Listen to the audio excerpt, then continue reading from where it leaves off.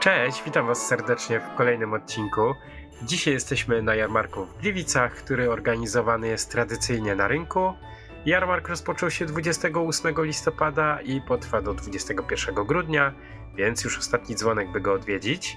No, pogoda jak na grudzień nie dopisała, śniegu nie ma, nie było i chyba dopiero spadnie po zakończeniu jarmarku. No trudno, a zatem jedziemy z tym jarmarkiem i bez zbędnego przedłużania zapraszam Was do odcinka.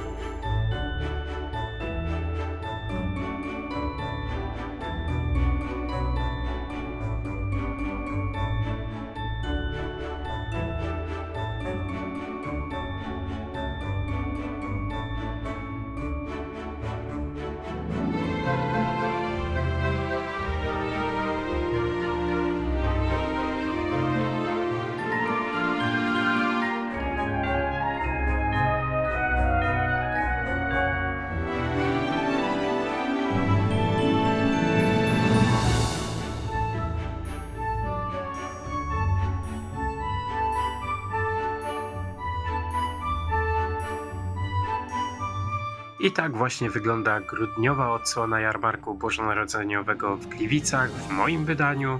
Tradycyjnie zapraszam Was do komentarzy, napiszcie co sądzicie o nim.